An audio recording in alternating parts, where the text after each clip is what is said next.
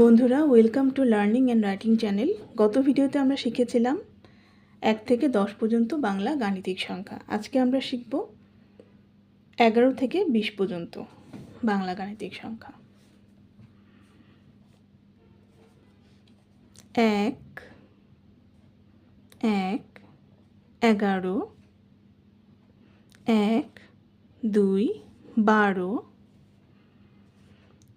1 3 13 1 4 14 1 5 15 1 6 16 1 7 17 1 8 18 1 9 19 2 0 20।